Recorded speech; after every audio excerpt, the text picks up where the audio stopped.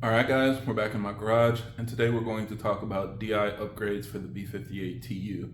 I know a lot of you guys feel like you're being left out because the Gen 1 guys have all of these high pressure fuel pump upgrades and things that allow them to make a lot of power without port injection, and a lot of people are wondering if anybody's working on it for the TU and kind of what it would take to get that done. Now, I'm not that confident that that's going to happen anytime soon, so I'm going to use this video to explain why I feel that way and what would need to happen if we want anything to change in that direction. So let's go ahead and hop right into it. So the first thing that I think everybody needs to understand is that there aren't any DI upgrades for the B58TU because of how the B58TU runs. So our cars on the Gen 1 B58 run at 200 bar or 2900 PSI of high pressure fuel pressure, whereas on the Gen 2 it runs at 350 bar or around 5000 PSI.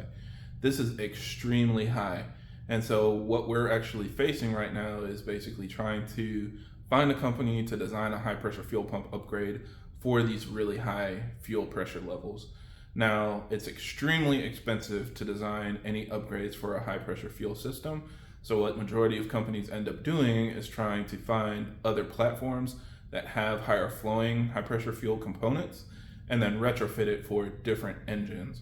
And so we've talked about this in a video in the past, but for those of you that don't know, all of the Gen 1 high pressure fuel pump upgrades actually come from Chevy LT engines. So if you look at a Dodge Stage 1 or an FX150, it's actually a version of the LT1 high pressure fuel pump that comes in the Camaro SS, as well as like the Corvette Stingray. And then if you're looking at a Dodge Stage 2, FX180, Fuel at Stage 2, pretty much all of those higher flowing high pressure fuel pump upgrades, those come from LT4 engines. So that's like the Corvette Z06, the Camaro ZL1, a Cadillac CTS-V, and basically the supercharged LT engines. So they aren't actually designing a high pressure fuel pump for our cars. What they did is they found a high pressure fuel pump from a car that runs at similar fuel pressures and then build adapters and fuel lines and things to help make it fit on our cars. And it's actually kind of interesting because I was looking at these and I realized that this has been happening for a while. Even if you look at other companies like XDI, they also use LT high pressure fuel pumps. If you look at Nostrum, their fuel pumps are from LT engines as well, and those are ones that they've been using since like the N55 cars. So not really reinventing the wheel here. Majority of what they're doing is modifying our adapters to make it fit on our cars, as well as giving tuners the correct calibration so that they know how much fuel will be delivered based on our cam design and things like that.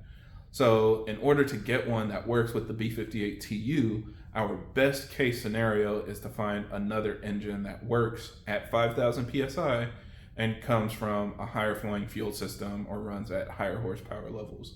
So I just did, a little bit of basic digging at some of the top contenders.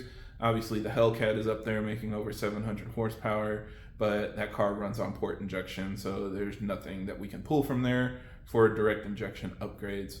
I also looked at like the new GT500 from Ford, and it doesn't run with direct injection either. It only has port injection. So unfortunately, neither of those are going to give us any good options for a high pressure fuel pump upgrade. I even looked at other models, like maybe just the base Coyote, because I knew after a while the Gen 3 came with direct injection, but because it comes with DI and port injection from the factory, most people just upgrade the port injection side to get more fuel. And the few direct injection upgrades that they do have for the high pressure fuel system are also LT high pressure fuel pumps, just designed with adapters to mate onto the Coyote engine. So not really a lot of confidence coming from that research there. Now, the other thought a lot of people have asked me is if we think that an OEM Plus kind of upgrade would work.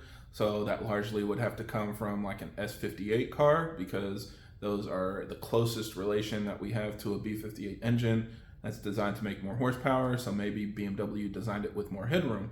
And they absolutely did, but they cheated and instead installed 2 TU high pressure fuel pumps on the S58. So they don't have a single higher flowing high pressure fuel pump on those cars. I guess BMW saw all of us buying TU pumps back in 2020, and they realized, they had a banger here, so they put 2 of them on the S58. So again, not really helpful for us, because you're going to have to completely swap way too many components to make that work, or like modify components in the cam and the cylinder head to make 2 high pressure fuel pumps fit on a TU engine.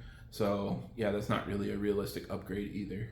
Another option that I was really hopeful of is when the new M5 was coming out.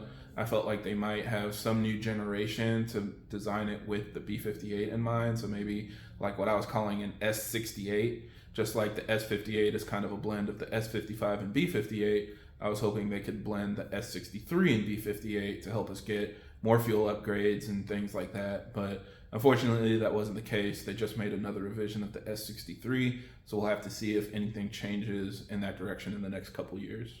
So basically what that means is we're kind of on hold there. The only other car that runs at 5,000 PSI is the S58, so we're going to need to wait and see if any new cars come out that run at the higher fuel pressure and are designed with more horsepower from the factory, or if we get any other platforms that come from potentially Chevy or Ford or any of these other companies that are making 600 plus horsepower cars from the factory that could potentially have a high pressure fuel pump that can be retrofitted on our vehicles.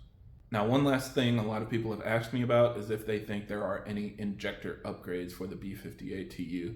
And again, keep in mind, if you are maxing out the high pressure fuel pump, it doesn't matter if you upgrade your injectors, low pressure fuel pump, or anything else, because your high pressure fuel pump is the limiting factor. And since we don't have an upgrade there, there's nothing that we can do to take advantage of higher flowing injectors. But just out of curiosity, I kind of dug around a little bit. I did see that the rearmost fuel rail on the B58 is actually consistent across generations, as well as the same as the S58. So in theory, the S58 injectors at least would fit into the rail for the B58TU.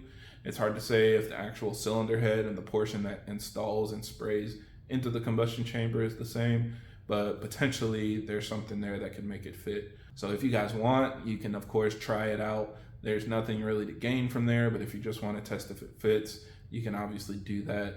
It's not only in the S58 cars, they actually use the same S58 injectors in the front engine B48 models. So like the X1 and X2 B48 engines, as well as the Mini and some of the new 2 Series Grand Coupes use the same injectors as the S58. So you can check Real OEM if you want to see the exact models, and if anybody wants to be the guinea pig, then go right ahead and let us know how it goes. But yeah, I'll say that along with, of course, how dialed in a lot of cars have gotten with port injection and motive reflex controllers has made it a lot less likely that we're going to see a high pressure fuel pump upgrade coming for the B58TU. We've just got a lot of steam rolling with Ecutech and MHD integration with port injection, and I anticipate a lot of that's going to increase, especially when the new TU2 comes out and those cars come with port injection from the factory.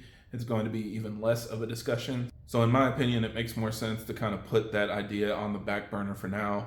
We're not going to see anything come soon, and let's just hope that we continue to see improvements in the tuning platforms and integration so that we can have a more OEM-like experience with the upgrades that we're putting on our cars. So yeah, that's it for this video. Thank you guys for watching, and I hope this helps. And if you have any other questions or comments, leave them down below.